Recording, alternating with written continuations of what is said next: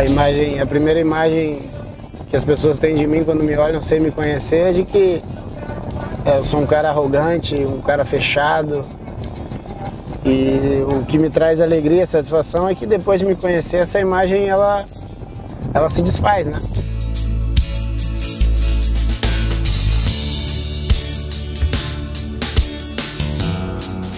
Aí juntava o Alec, logo cedo, podia estar chovendo, podia estar sol. Ele falava assim, vó, hoje eu vou chamar uns rapaziadinhos, uns meninos, lá da beira do rio. Lá vinha em frente de casa. Daí ele começava a jogar, aquele time, sabe? Aí começava a jogar, e eu falei, Alec, mas só para fazer sujeira. E jogava, quando era no outro dia, a mesma coisa. Ele já começava bem miudinho, já pegava o time e já vinha ali jogar. E eu falando, eu não levava a sério, eu falava assim, meu Deus, só para fazer sujeira. No início, eu lembro de uma frase que me marcou muito, que a minha mãe e o meu pai diziam, tudo bem, você pode treinar futebol, mas nós não temos a condição de mantê-lo, né? Que a partir do momento que você vai jogar futebol é uma passagem de ônibus a mais, num orçamento contado, né? Com dificuldade para eles criarem os meus 2 irmãos e eu. Daí ele falava assim, mãe, que eu não tenho dinheiro, eu estou começando. Então você me dá o dinheiro, eu andava a pé. Você me dá o seu dinheiro para mim, né? Que eu tenho que comprar um tênis, alguma coisa, porque na época Curitiba não dava nada. Daí eu passava tudo o meu dinheiro. Eu ganhava R$57, 57 centavos, não sei o que era. Mas na época, né? Eu passava para ele andar de ônibus, eu andava de a pé ou de bicicleta. Eu pude fazer, eu fazia, né? Geralmente quem ajudava mais era a mãe, né? Porque eu trabalhava muito fora, né? A mãe praticamente que... Eu só vinha em casa cada 1 mês, 2 meses. Só vinha trazer o dinheirinho para eles. Então... Saía dali da cancha, onde você viu, e ia até o Banestado todos os dias. Saía às 6 da manhã, voltava às 4. Com ele pequenininho, a mãe que dava força, né? Que eu nunca botei os meus meninos na creche. A mãe que cuidava de um, cuidava do outro, né? No caso, a educação minha não é tanto igual a dela, porque ela é rígida. Daí ele, né? Falava, mas quando que esse piá, né? Tinha 9, 10 anos, quando que ele vai me repor esse dinheiro, né? Quando? Nunca, né? Jogando futebol, meu Deus, que pobre, né? Daí foi, né? E eu passava, né? Daí o dinheiro do pai, a gente fazia alguma coisa dentro de casa e ia. Quando ele viajou a primeira vez, ele viajou com R$10 no bolso. Segunda vez já viajou com 100. Foi melhorando. Terceira vez viajou com R$1.000. Aí pronto, aí disparou. Aí foi embora. Aí ninguém segurou a fera. E aí que entra o fator da bebê, né? Que a bebê foi importantíssima nesse sentido, que eu comecei a ganhar dinheiro com futebol aos 9 anos de idade. E isso facilitou, né? Para que eu tivesse a condição de seguir jogando bola sem ter muita preocupação em, de repente, ter que fazer algo diferente para ajudar dentro de casa, porque a ajuda dentro de casa já vinha do futebol, né? Então, só tenho que agradecer, porque realmente se não tivesse sido dessa forma, fatalmente hoje nós não estaríamos aqui conversando. Ah, mas ele era diferente dos outros. Ele sabia jogar bola. Ele tinha habilidade com ela, já nasceu com o dom. Né? Não precisou ninguém ensinar. Não precisou de escolinha, nada. Já nasceu com o dom. Até que quando ele assinou o primeiro contrato com Curitiba, né? 16 anos, daí ele comprou a casa. Eu falei, nossa, né? Já mudou. Depois comprou um carro. Eu falei, mudou de novo, né? Daí ele falou assim, mãe, aí não dá para você ficar muito aí embaixo, né? Vamos mudar mais para cima.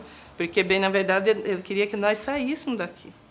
Mas a gente nunca teve isso para sair, né? Tudo da vida, desde 75 nós moramos aqui. Mas mesmo assim ele comprou casa no social, né? Nós ficamos 2 anos. Mas daí o marido e os dois vinham para cá. O marido e os dois vinham e eu ficava sozinha. Uma mansão, menina, Deus me livre. Eu falei, ai, não. Daí eu fiquei doente. Vamos voltar para o Campo Alto. Daí voltamos para o Campo Alto. Daí que ele construiu aqui, né? Que foi ele que construiu. Eu falei, então vocês vão ficar lá. Vocês querem? Vamos ficar lá, né? Daí ele nunca mais falou nada com a gente. Então, tudo isso é de orgulho, não é? Nossa, tá crescendo, Alex, tá crescendo. E tá onde tá, filha. E eu sempre falava, meu filho um dia vai ser jogador de futebol, e foi. Tem até uma história bonita para contar, que eu trabalhava numa empresa aí, e falava pro dono da empresa que eu tinha um filho que ia jogar no Japão, certo? E os caras sempre tirando sarro no mim, né? Quando um dia eu tô no Couto Pereira, sentado lá na cadeira da elite, lá dos bons da boca lá vem subir nele. Ele é sócio do Curitiba também, né? Ele perguntou para mim, o que você está fazendo aí? Eu falei, estou vendo o jogo. Cadê aquele teu filho que ia jogar no Japão? Eu falei, aquele lá dentro do campo, lá, o número 10 lá. O Alex é teu filho? Eu falei, faz 18 anos. Como é que eu faço para pegar o autógrafo dele? Vai lá e pede para ele. Não, ele fala assim, mãe, quando nasceram os filhos, mãe, você comprou uma tinta? Eu, para que tinta? Para pintar seu cabelo, você tá mais velha. Daí eu falo assim, Alex, a Maria tem 9 anos agora, ela faz 10 agora esse ano, né? Você tá, hein, careca, já, né, já pensou? Daí barrigudo, parou de jogar, né? Sempre a gente comenta, mas ele leva tudo em brincadeira. Parece que não, né, mas ele é brincalhão, ele é bem brincalhão. Quando ele aparece aqui que tá os 3, meu Deus, a casa cai, então. Porque lá acho que é mais homem, né? Sei, não pode botar muito os dentes para fora, né? Mas ele é bem brincalhão também, ele gosta das coisas. E a mãe, para a mãe, quanto que ele fala para a avó dele, Bisa? Bastante. Nossa, é doente pela Bisa dele, pela avó e Bisa dos filhos. Ele já chega aqui, ele fala que eu tô vovozinha bem miudinha, já tô quase no chão. Né? Porque antigamente a gente vai subindo, né? Depois de velho já vai lá para baixo. Daí ele sempre fala. Ele é muito gostativo, né? Ainda bem, eu pensava que quando ele ficar bem famoso, ele não olhar nem para mim. Mas ainda bem que ele olha. Olha, às vezes que eu fui no hospital, quando eu penso que não, o Alex está ali, perto. Alex não tem por que mudar, né? Porque é famoso, isso não. Ele vem aqui, anda a vida inteira a pé, ninguém passa por... O pessoal não reconhece ele. Entende? Se é um outro jogadorzinho, anda com 3, 4 seguranças do lado, aí, com coisa que... Ele é humilde, graças a Deus. Tem que ser humilde, né?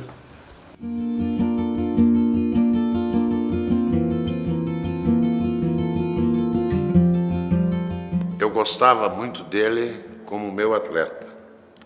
Foi uma surpresa muito grande quando ele veio pedir licença para mim para namorar minha filha. Ele ainda era dando os primeiros passos na carreira. Eu via bastante, porque eu convivia muito com meu pai no clube. Então, assim, se eu tiver que te dizer, assim, a primeira vez que eu vi ele, eu não vou saber te dizer. Mas eu frequentava muito, eu ia muito nos sábados com meu pai, de manhã no Couto, ver treino. E minha família, eles concentravam no hotel da minha família.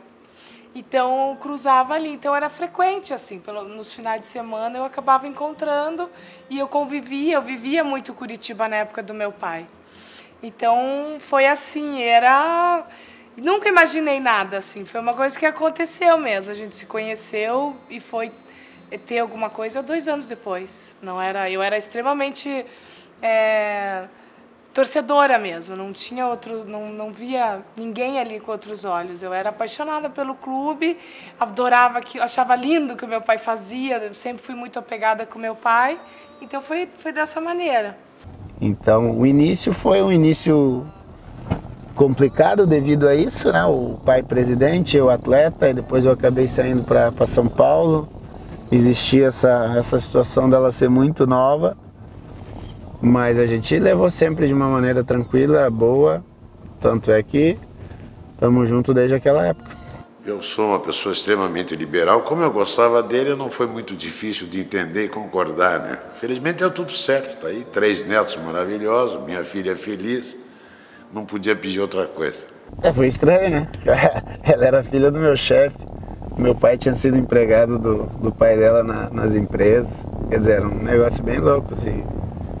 Contar hoje parece que é uma coisa que não vai dar certo, não vai funcionar. Ele é muito bonzinho.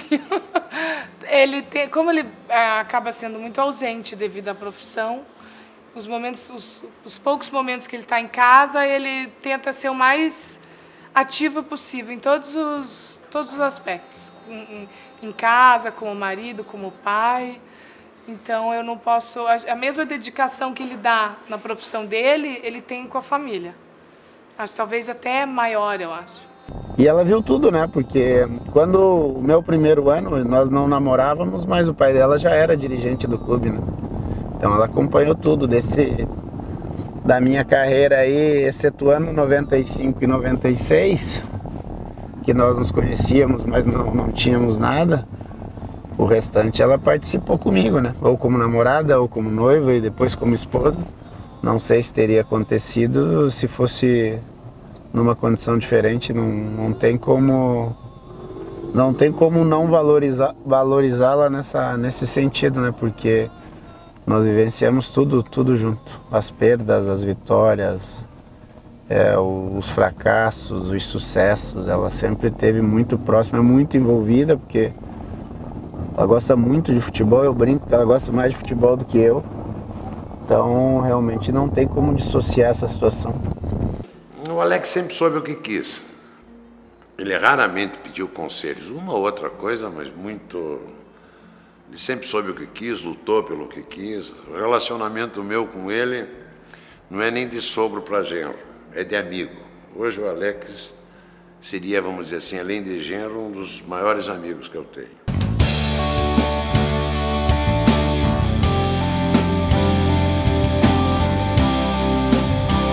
Então ele sempre teve, vamos dizer, aquela personalidade de ter qualidade dentro de campo.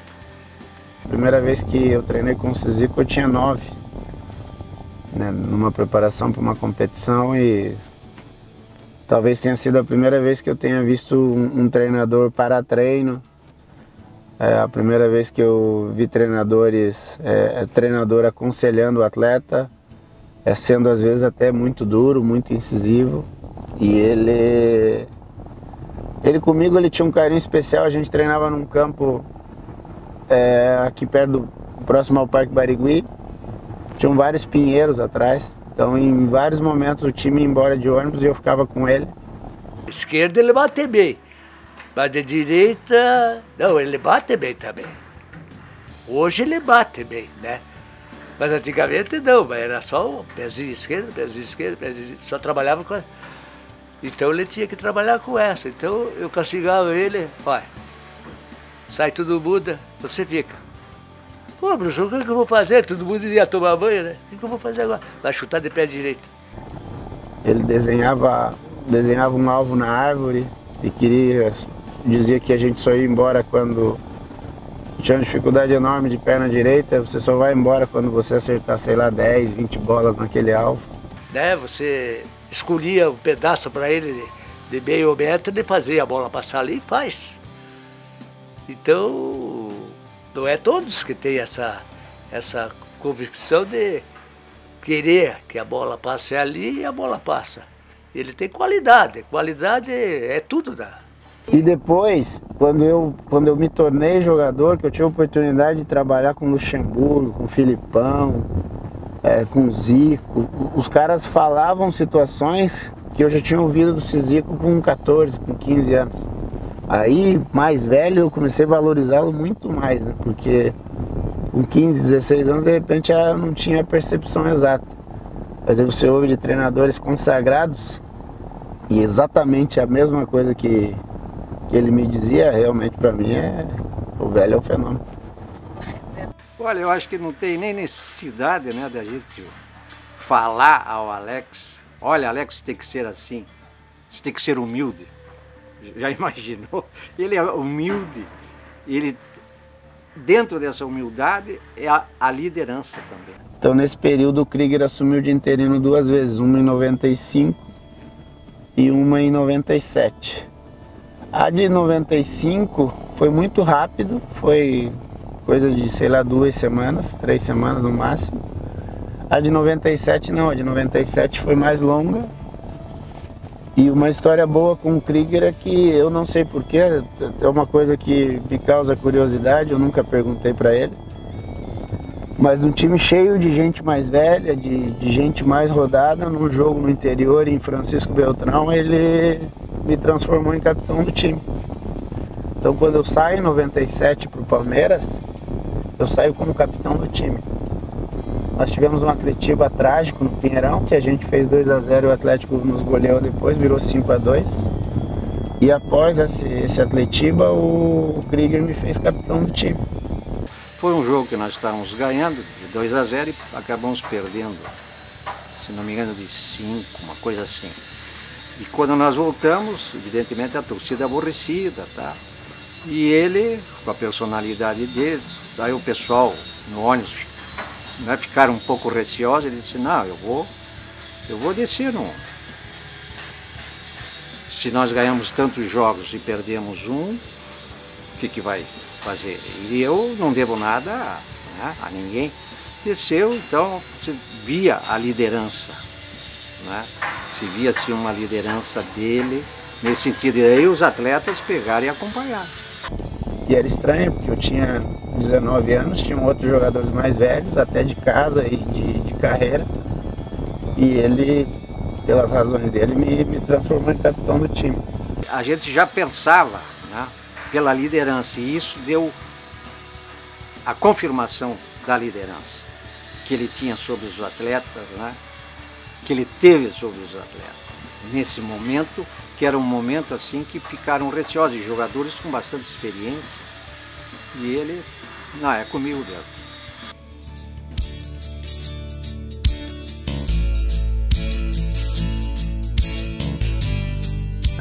Eu participei de uma geração muito boa aqui em Curitiba, né? Não sei se tiveram outras melhores, mas é uma geração que ficou famosa, porque o Lúcio Flávio hoje é capitão do Paraná Clube, era da mesma geração. O Tcheco, que jogou durante muito tempo, era da mesma geração. O Ricardinho era da mesma geração. Então é uma geração aí de nascidos de 75 a 80, mais ou menos, que tiveram muitos jogadores que jogavam futebol de salão nessa época e depois acabaram sendo profissionais de futebol. Volta e meia, até eu ia ver jogo de futebol de salão para ver o Alex jogar salão. O Erielto, que é o Pacheco famoso da história, né, que é o nosso Pachequinho e o ídolo da torcida, ele era o... Quando eu cheguei no Curitiba, em 87, ele era a expectativa de que ele fosse a próxima revelação do clube. Acabou sendo, subiu em 89 e virou o Pachequinho. Quando o professor Miro me pegou no treino do Curitiba e me levou para beber, ele falou pro pessoal do clube, olha, nós vamos apresentá-lo como o último dos Pachecos. Justamente o professor que levou o Alex para esse futebol de salão, comparou o Alex com mais ou menos a minha forma de jogar e acabou dando esse apelido de Pachequinho pro Alex na categoria de base, né? Eu, na hora, não entendia nada, a bebê assumiu aquilo e eu fui Pachequinho de 87 a 95 quando eu encontrei o Erielto, que é o oficial, né? Que realmente é o Pachequinho. Eu tive o privilégio de jogar no início da carreira dele. Facilitei muitas coisas, né, para ele dentro de campo, porque o jogador jovem, quando inicia, é natural a dificuldade, é natural que haja uma pressão e isso com o tempo, essa maturidade, você vai ganhando essa experiência com o tempo. Então os jogadores mais rodados auxiliavam esses garotos. Não era só o Alex, que era novo, mas ele, com o potencial que ele tinha, a gente sabia que tinha que ser um jogador que a gente tinha que ajudá-lo dentro de campo. Porque quando eu subi, eu já conhecia o Pacheco, né? Já conhecia a família. Quando eu cheguei no time principal, ele era o craque do time.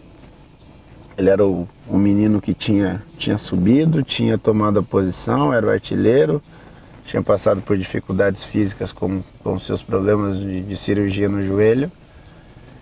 E me acolheu muito bem, né? E nós dávamos esse suporte, pode jogar, tirava um pouco o peso deles, a responsabilidade deles ter que, por ser jovem, entrar e render. Então a gente conseguia absorver isso e dar um apoio para eles.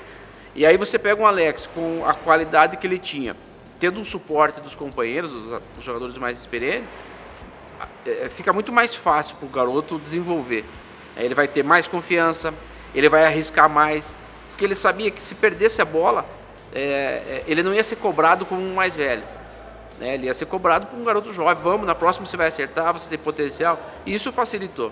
E eu acho que hoje ele deve fazer a mesma coisa. Hoje ele é um jogador experiente e ele deve orientar os mais jovens dessa forma também.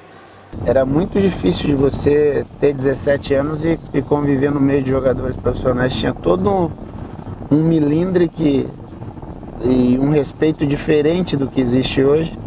Então, a partir do momento que eu conhecia o Pacheco, e o Pacheco não era um qualquer no time, ele era uma das feras do time, ter carregado o nome dele, ser amigo da família, conhecê-lo já há algum tempo, isso ajudou bastante. Vi aqueles meninos chegando todos juntos lá e com a bolsinha, tiracolo e tal, e começaram a treinar com a gente, como profissional. E tinha uns jogadores que a gente olhava assim, poxa, esses jogadores são diferenciados, né? E o Alex era um dele. Então, quando eu subi, o Ademir era o cara do time, né? O Ademir devia ter 34, 35 anos. Eu tinha feito história aqui no futebol paranaense no início da década de 80 e depois foi fazer a carreira dele no futebol europeu, em Portugal. Ele tinha voltado, ele voltava para o encerramento, acabou vindo para o Curitiba e quando eu subi e comecei a jogar como titular no time principal, esses jogadores me abraçaram, né? Ele era muito calado, sabe? O Alex sempre foi muito calado. Então, ele chegava, não conversava muito. Eu que procurava mais. O Krieger, até tinha passagem que o Krieger me chamou, ele era o treinador, o Carpegiani primeiro, depois o Krieger. Os dois me chamaram e falaram, nós vamos colocar o Alex no quarto com você. Você está vindo de fora do país, tem uma rodagem muito grande.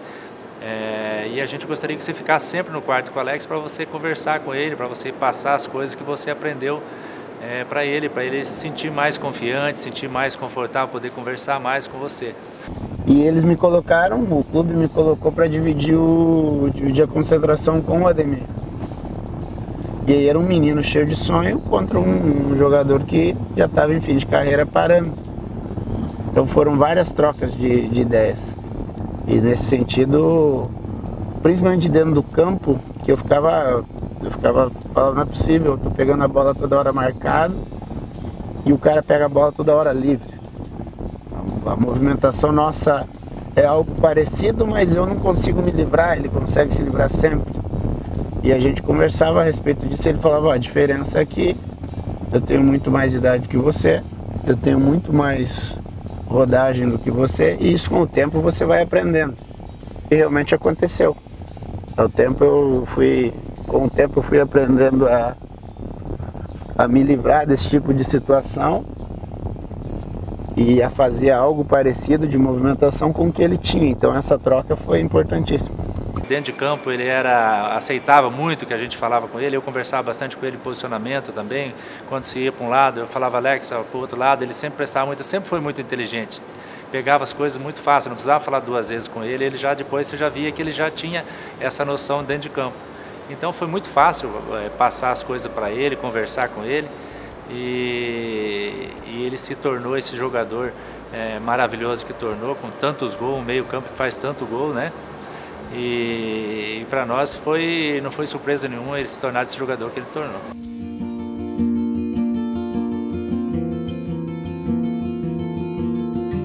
Fala aí, meu velho. Uma honra participar dessa sua história. É uma semana feliz e também, acho que uma semana triste por futebol, né? Prazer enorme ter trabalhado contigo esse ano. Aprendi demais, a simplicidade, o gênio que você é. E vou levar isso pro resto da minha vida. Estou aqui para te agradecer, cara. Para mim é um prazer enorme, imenso, ter compartilhado com você a sua carreira um pouco. Tive essa honra, né, esse privilégio de conviver 3 meses com ele. Então é uma pessoa fantástica, um baita de um profissional. Você foi como um pai, um treinador para mim aqui no Curitiba, me ensinou muitas coisas que eu não via dentro do futebol e agora eu vejo totalmente diferente. Dispensa qualquer tipo de comentário que eu falar aqui, eu acho que todo mundo já deve ter falado, enfim. O cara que eu sempre vi jogando na televisão, cara que sempre foi o meu ídolo. Tudo que conquistou, tudo que tem é merecedor disso. Quero agradecer você, Alex, pela ajuda que me deu dentro e fora de campo. Antes de tudo, eu acho que o futebol agradece por ter um jogador como ele, né? Um jogador acima da média, um jogador craque. Satisfação imensa em ter sido o último treinador a conquistar um título junto. Um título especial, né? Único pelo Curitiba e aquele Paranaense 2013. Creio que muitos queriam ter trabalhado contigo, mas poucos tiveram essa oportunidade, tiveram essa honra e eu estou nesse grupo. E eu pude estar treinando, estar convivendo com essa pessoa, acho que foi muito importante para a minha carreira. Eu tive a oportunidade de te acompanhar no meu começo ali no Palmeiras, ficava assistindo o treino. E eu acho que, sinceramente, eu me sinto privilegiado por ter vivido, né, por ter participado um pouquinho, né, dessa história maravilhosa que ele tem. Você tem uma estátua na Turquia, né? Eu estou pretendendo fazer uma na minha cidade de cobre. Eu sei que a grande decepção talvez não foi ter disputado uma Copa do Mundo, mas eu vou usar a frase de um jornalista aqui. O azar foi da Copa do Mundo, não foi dele. E ser o último treinador a trabalhar contigo foi honroso.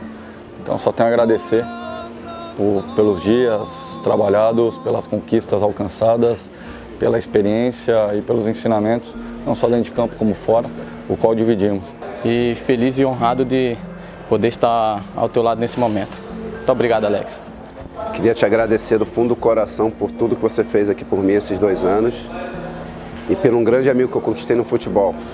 Que com certeza vai fazer falta, vai deixar saudades nos gramados, né? Não tá morrendo não, fica tranquilo, mas... Fico feliz em estar podendo fazer parte do seu último jogo também. Mas te desejar aí que Deus abençoe você, que Deus abençoe sua família aí nessa nova etapa da sua vida. Eu espero que ele continue dentro do futebol, que tem muito ainda para nos dar, mesmo que seja fora dos gramados. Então ele é merecedor de tudo isso e queria deixar meus parabéns e obrigado por tudo. Assim, dizem que jogador de futebol morre 2 vezes, né? E essa primeira deve doer, cara. Mas saiba que você vai e deixa um grande aprendizado para todo mundo aí da sua carreira, né? De tudo que você fez. E eu acredito que você vai ser exemplo por muito, muito tempo. Você é um fenômeno e foi um prazer mesmo participar dessa tua linda carreira aí. Grande abraço no coração e um beijo na família, meu velho. E saiba que o futebol perde um dos maiores atletas, o qual revelou, mas ganha um homem fora de campo que, não tenho dúvida, continuará contribuindo para o futebol brasileiro. Se tem uma das coisas que recompensa às vezes dentro do futebol é encontrar pessoas como ele. Você sabe a minha opinião que você jogar mais uns 2 anos, mas está decidido, então parabéns, muito feliz de participar e que Deus abençoe toda a sua vida e sua família também.